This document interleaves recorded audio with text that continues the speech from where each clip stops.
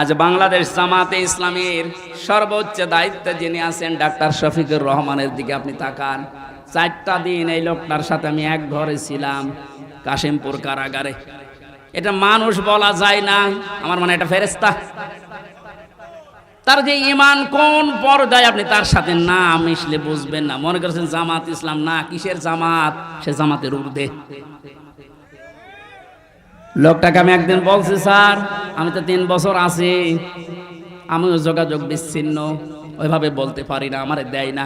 আমার আর মাওলানা মামুনুল হককে call mobile দিত না, অন্য সবাইকে দেয়, আমাদের দেয় না। হেফাজতের আরো যারা আলেম ছিল তাদের দিত না। ওনাকে দেওয়ার পরেই দেখলাম 4 তলায় দিয়েছে।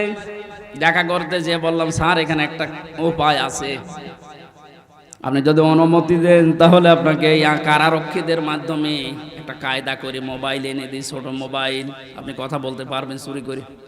কি বললে?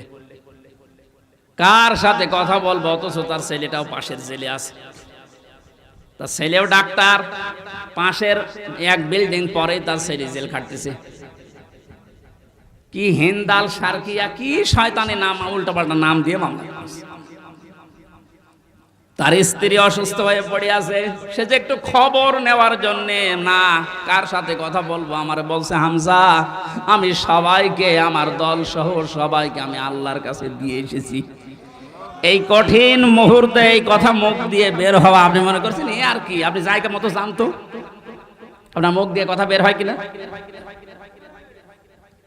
5 তারিখের পর থেকে এই লোকটার যে উদ্যোগ দেখতে পাচ্ছি, আজ আমরা সারা বাংলাদেশ সহ যে অ্যাক্টিভিটিস, যে কাজগুলো, সৎ কাজের আদেশ, অসৎ কাজে বাধা দেওয়ার জন্য যে ভূমিকাগুলো পালন করছে, আমার মনে হয় এভাবে যদি আল্লাহ চালায়, কিছুদিনের ভেতরে ওয়ারাইতান্না সায়াদখুলুনা ফি দীনিল্লাহি আফওয়াজা, এটা আমরা দেখতে পাই। এখন অলরেডি শুরু হয়ে গেছে। আল্লাহর দিনের ভেতরে মানুষ এখন দলে দলে পালে পালে প্রবেশ করছে, তাদের অন্তত বিবেক একটু জাগ্রত আছে। আজ বহু শিক্ষিত মানুষ, আমি কথা বলি তো মাঝে মাঝে, দেখি না, বলছে আর কি করব, জীবনটা নষ্ট করে ফেলেছে জালেমের কথা শুনে, বাকি জীবনটা অন্তত ইসলামের কাছে দিয়ে আখেরাতটা তৈরি করে।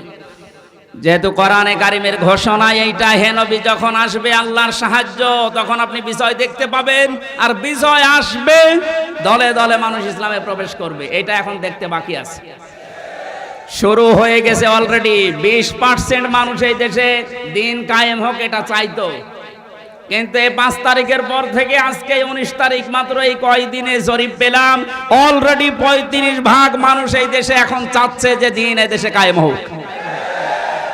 এভাবে চলতে থাক, দেখবেন 51% পার হয়ে যাবে অন্তত কিছুদিনের ভেতরে।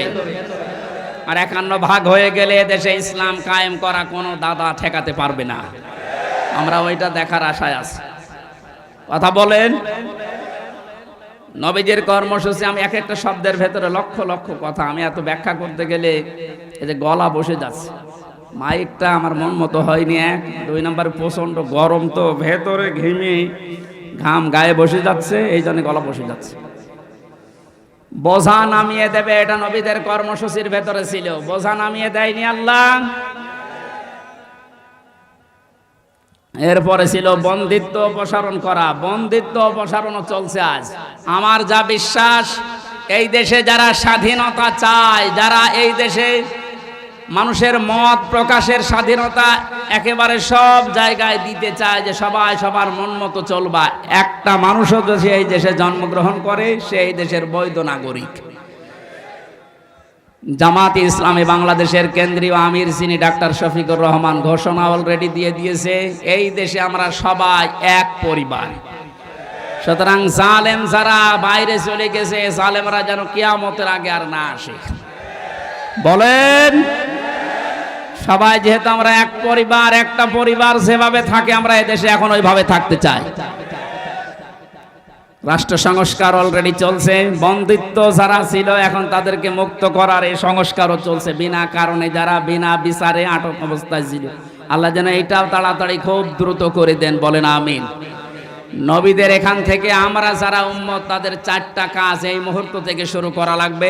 1 নম্বরে আল্লাযিনা আমানু, যারা ঈমান আনার দরকার আমাদের। এখন ঈমান, এখন বলেন আমার ঈমান নেই মানে আমি মুসলমানের ঘরের সন্তান, আমার বাবা ইমানদার, দাদা ইমানদার, আমিও ইমানদার না। ইমানদারের প্রকাশ হচ্ছে আল্লাহর কোরআনে যে নিয়ম নীতিগুলো আছে ওইগুলো বাস্তব বিশ্বাস করে দেখানো। এটা এখন দেখাতে পারবো না ইনশাল্লাহ। কোনো কিছু নেই সামনে, যে জালেমদের কাছে আজ 14 বার অনুমতি নেওয়া লাগতো, ওই জালেমরা এখন অনুমতি নিয়ে পা ফেলবে ইনশাল্লাহ সামনে।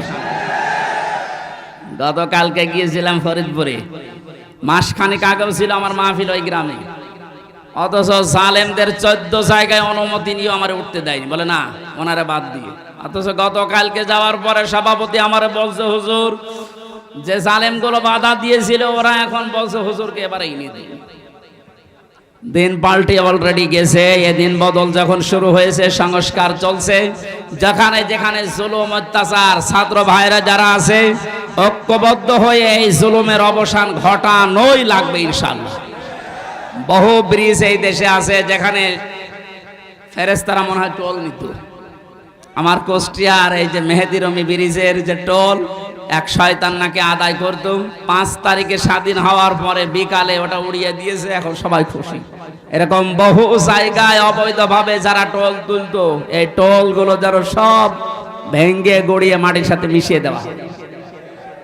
আমাদের ইমান তাহলে 2 নম্বরে নবীদেরকে সাহায্য করা। নবী যেহেতু নেই, নবীর উত্তরাধিকারী এখন যারা, নবীর অনুসারী এখন যারা কাজকর্ম চালাচ্ছে ইসলাম এই দেশে নিয়ে আসার জন্য, তাদের সাহায্য করা আমাদের কর্মসূচির ভেতরে নিয়ে আসতে হবে।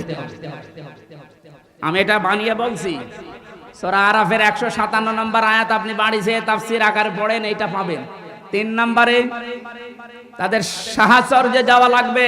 সুতরাং আজ যারা এই দেশে একামতে দিনের দায়িত্ব পালন করছে, আপনি তাদের সাহাচর্যে যান, দেখেন তাদের অ্যাক্টিভিটিস, তাদের কর্ম, তাদের চরিত্র কি, এগুলো দেখে যদি আপনার ভালো লাগে আপনি তাদের সাহায্য করেন। 4 নম্বরে তাদের সাহায্য শুধু করবেন না, এদের ওপরে যে নূর আল্লাহ নাজিল করেছে নবীদের ওপরে, এই নূর মানে কোরআন শরীফ, এই নূরের বাস্তবায়ন যেন হয়। এই নূর দেখে দেখে সামনে আমাদের পথ চলা লাগবে। আল্লাহ এই 13টা জিনিস আমাদের জীবনে যেন এনে দেন, বলেন আমিন।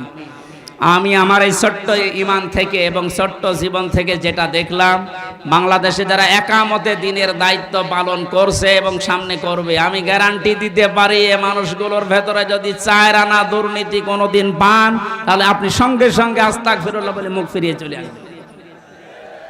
আমার বিশ্বাস, আমি যা পেয়েছি, যা দেখেছি, 4 আনা দুর্নীতি এদের ভেতরে পাবেন না। এই জন্য অনেক নাস্তিক পর্যন্ত আজ বলতে বাধ্য হচ্ছে, এরা যদি 5টা বছর চালাতে পারে এই দেশে শান্তি কাকে বলে আপনি দেখতে পারবেন। আল্লাহ তুমি তোমার কোরআনে কারিম এই দেশে কায়েম করে দাও, এটা আমরা দেখতে চাই। আল্লাহুম্মা আমিন।